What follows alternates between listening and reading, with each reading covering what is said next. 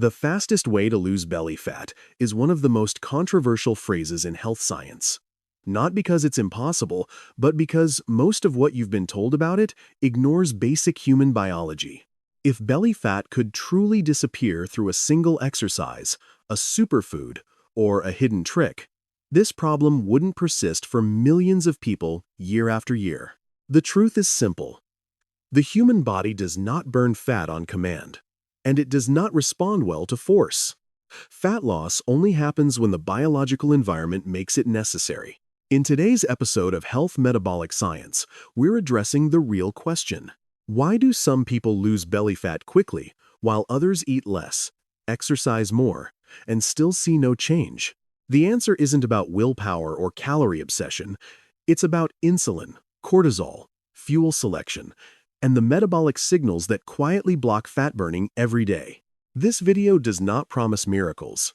Instead, it will help you understand what is switched on and what is switched off inside your metabolism, and how to create conditions where your body chooses to use belly fat as fuel safely, naturally, and sustainably. If you care about real health science, free from hype, fear, and extreme claims, subscribe to Health Metabolic Science and stay until the end of this video.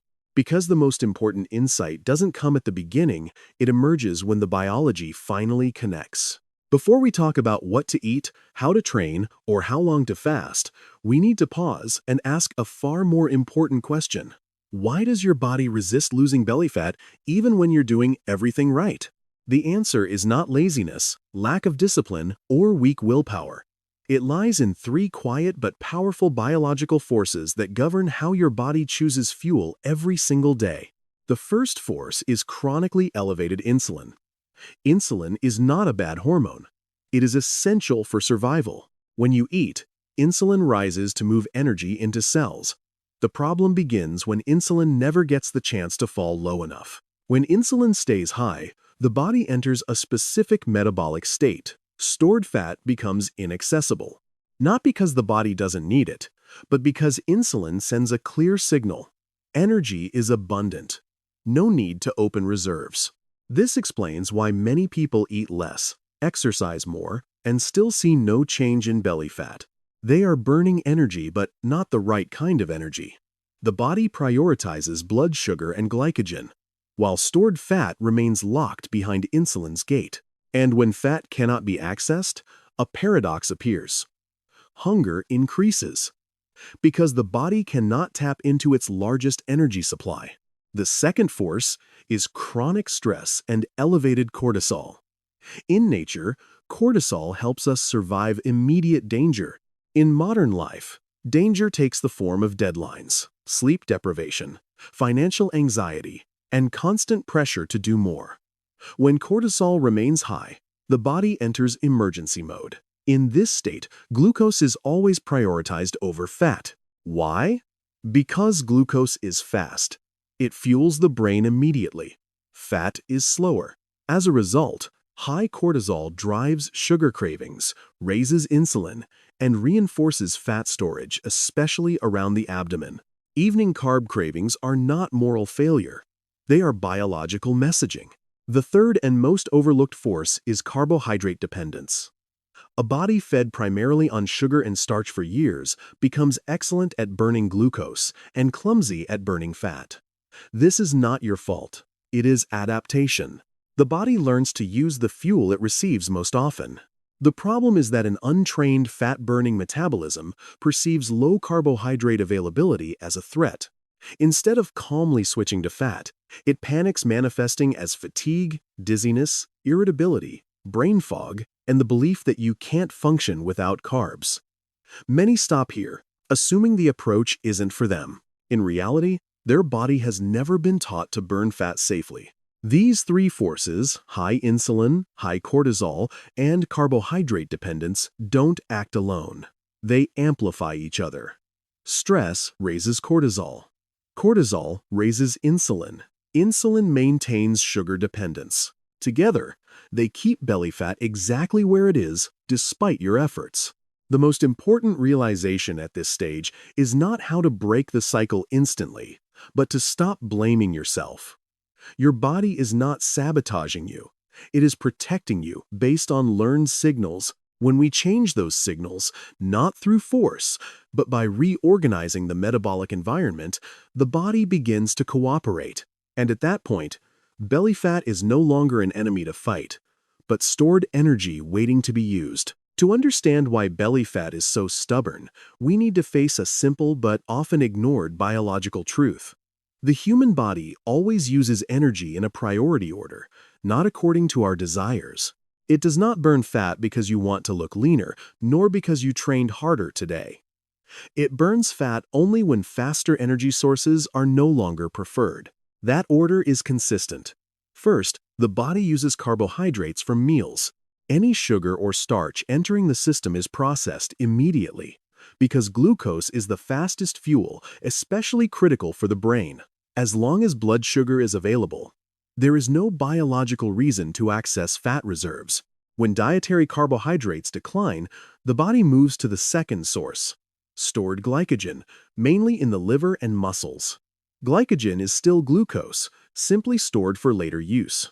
This is why many people can eat less or fast briefly and still feel fine they are running on glycogen. But this storage is limited. Once glycogen begins to deplete, the body gradually increases the use of fat from food. This is where many people believe they are burning fat. In reality, the body is often just burning dietary fat, not stored body fat. As long as incoming fat meets energy needs, stored belly fat remains untouched. Only when these sources are no longer prioritized, low dietary carbs, reduced glycogen, and sufficiently low insulin, does the body truly access stored body fat. This is the final step, not because fat is unimportant, but because it is reserved as long-term energy. Here's the key point. You cannot skip this sequence. No exercise, food, or trick can force the body to burn stored fat while insulin is high and glucose is abundant. This explains why so many people train hard, feel exhausted, eat more, and yet see no change in belly fat. Real fat loss is not about burning more calories, it is about creating the biological conditions that allow the first two energy sources to decline while keeping insulin low. This does not require starvation or punishment. It requires intelligent organization of food timing, fuel choice, and metabolic rest. When insulin drops, the body becomes metabolically flexible. It no longer panics in the absence of carbohydrates. Stored fat becomes accessible. Hunger decreases, energy stabilizes, and fat loss becomes a natural outcome, not a battle. The body does not need more effort. It needs the right signals. When those signals are aligned with biology, belly fat leaves not because it is forced to, but because it is no longer necessary. Once we understand how the body prioritizes fuel, the question is no longer what diet works fastest, but how to reorganize metabolic signals so the body willingly accesses fat stores. The answer lies not in a single tactic, but in a coordinated system where each element reinforces the others. The first pillar is reducing sugar and refined carbohydrates. Sugar is not only fast energy, it is the strongest insulin signal. When refined carbs are frequent, insulin rarely drops low enough for fat burning. Reducing sugar is not punishment. It is a prerequisite for fat accessibility. Many people see changes below to 30 g net carbs per day, but this is individualized. The key is the body's response, not a rigid number. Non-starchy vegetables remain encouraged for fiber, micronutrients, and satiety without major insulin spikes. The second pillar is training intelligently. More intensity is not always better. In a stressed, insulin-resistant state, excessive high-intensity training can raise cortisol, reinforcing fat storage. Low-intensity aerobic activity, walking, light cycling, raises energy expenditure without triggering survival stress. High-intensity anaerobic work has a place, but only briefly. Prolonged intensity increases glucose demand, cortisol, and undermines fat loss. The third pillar is stress regulation. This is not optional. A stressed body does not burn fat efficiently. Meditation, deep breathing, adequate sleep, and reducing constant stimulation All lower cortisol, stabilize appetite, and support insulin sensitivity. When stress drops, cooperation begins. The fourth pillar is protein adjustment. Protein is essential, but excess protein can convert to glucose and quietly raise insulin. This explains why many people eating clean, lean protein stall, prioritizing naturally fatty protein sources improves satiety and stabilizes energy. The final pillar is healthy fats and ketosis. Ketosis does not mean unlimited fat intake. Too much dietary fat removes the need to burn stored fat. The goal is enough fat for satiety, but not so much that storage is unnecessary. When it comes to belly fat loss, no tool creates deeper metabolic change than fasting, but only when it is placed correctly within the system. Fasting is not the starting point. It is the final amplifier, most effective when insulin is already low and the body is trained to burn fat. The reason fasting works is biologically simple. When you are not eating, there are no incoming carbohydrates, no dietary fat, and insulin drops to its lowest levels. In this state, the body has no choice but to mobilize stored fat to sustain energy. This is not force, it is a natural survival response. As insulin falls, several positive changes occur simultaneously. Insulin sensitivity improves, meaning less insulin is needed to manage glucose in the future. Growth hormone increases, helping preserve muscle, repair tissues, and accelerate fat burning. This is why properly applied fasting does not lead to muscle loss or metabolic damage, contrary to common fears. The most important principle, however, is this. Fasting does not work in isolation. If the body is still heavily dependent on carbohydrates, fasting will be perceived as a threat. Instead of switching to fat, the body responds with stress, elevated cortisol, fatigue, and intense cravings. In that case, fasting becomes pressure, not healing. That is why the video emphasizes a clear and safe progression. The first step is always carbohydrate reduction, especially sugar and refined starches, allowing insulin to fall and fat metabolism to awaken. Once stable, intermittent fasting becomes far more natural. Delaying breakfast or ending dinner earlier feels effortless rather than forced. As metabolic flexibility improves, some individuals naturally move toward OMAD, one meal a day. The key is not restriction, but a sense of satiety, stability, and freedom from food obsession. OMAD is only appropriate when the body is ready. Otherwise, it backfires. Extended fasts of 48-72 hours can offer deeper metabolic benefits in specific phases, but they are not meant to be routine. They are strategic tools, not daily lifestyles. The ultimate goal is not to fast as much as possible, but to build a body capable of flexible energy regulation. When used correctly, fasting does not weaken you. It restores the body to its original metabolic design, knowing when to eat, when to burn fat, and when to rest. And at that point, belly fat is no longer something to fight, but simply stored energy whose time has come. One of the biggest mistakes in belly fat loss is misreading progress signals. Many people assume fat burning must feel exhausting, hungry, or dramatic. In reality, true fat burning often feels calm and stable, not stressful. When the body switches to fat properly, it leaves clear signs without advanced testing. The first sign is reduced, quieter hunger. Not loss of appetite, but the absence of constant food urges. Meal spacing extends naturally. You can delay eating without irritability or dizziness. This indicates that the body is accessing stored fat for energy, rather than relying solely on glucose. The second sign is stable energy for hours, especially in the morning. Fat provides slower but sustained fuel. Energy no longer spikes and crashes with meals.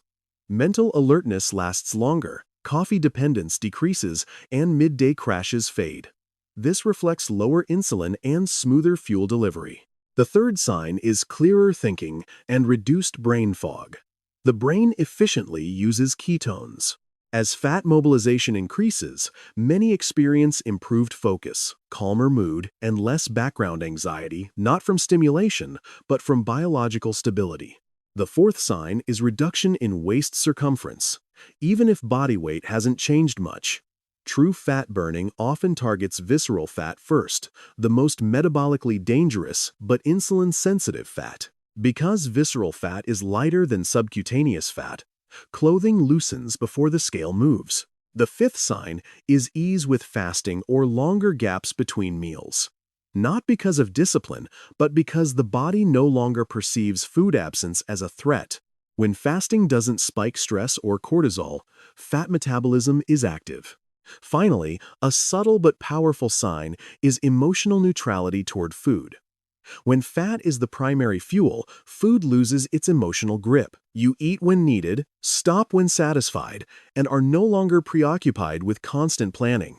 Biology and behavior begin to align. The key takeaway: real fat burning is quiet. It doesn't require daily struggle. It creates order and calm inside the body. When these signs appear, you don't need to guess anymore. You know your metabolism is doing exactly what it was designed to do. Feeling like you're doing everything right does not always mean real fat loss is happening. Many people fall into the trap of losing weight without losing fat, or worse, damaging metabolism while believing they're progressing. These mistakes are not due to lack of effort, but to misreading biological signals. The first mistake is confusing weight loss with fat loss. Severe calorie restriction or excessive training can drop scale weight quickly, but most of that comes from water, glycogen, and gut content, not fat. When glycogen depletes, water follows, creating a temporary leaner look. If insulin remains high and stress rises, stored fat remains untouched and often rebounds. The second mistake is overusing high-intensity training to burn fat faster. In an insulin-unstable body, prolonged intense exercise raises cortisol. Elevated cortisol signals survival mode, encouraging the body to hold on to fat, especially abdominal fat. Sweat and exhaustion do not equal fat burning.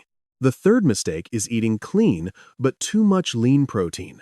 Protein is essential, but excess protein can convert to glucose, quietly raising insulin.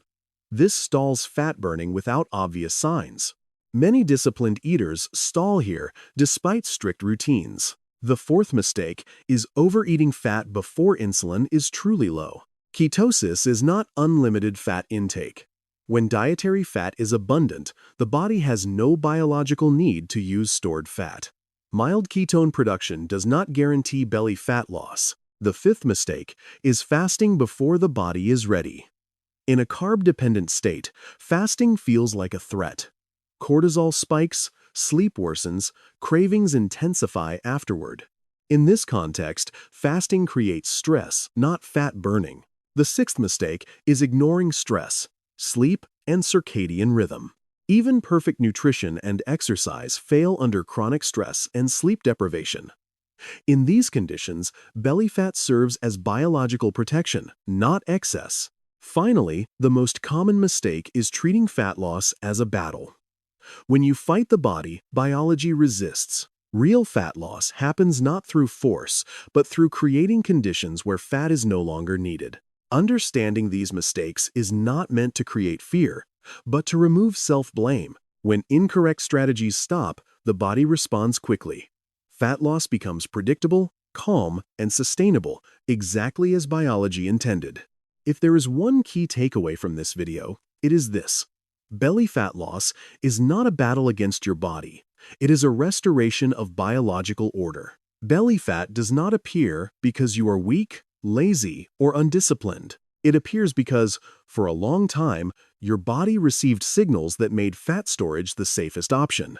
When insulin remains elevated, when stress is chronic, and when the body is forced to rely on sugar as its primary fuel, belly fat is not the enemy, it is a logical outcome. That is why the solution is not more force, harsher restriction, or exhausting workouts. The solution lies in reorganizing the signals. When insulin is lowered properly, stress is reduced, nutrition aligns with biology, and the body is given time to switch fuels, something remarkable happens. the body begins to cooperate. Hunger quiets. Energy stabilizes. Waist size changes gradually, without drama. Not because you won against your body, but because you stopped asking it to violate its own design.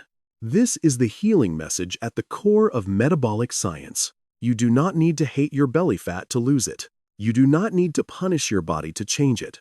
You only need to understand how it works and respect that logic. At Health Metabolic Science, our goal is not to create fear, but to provide clarity. No miracle promises, no extremes, just biology, explained simply, so you can reclaim control of your health.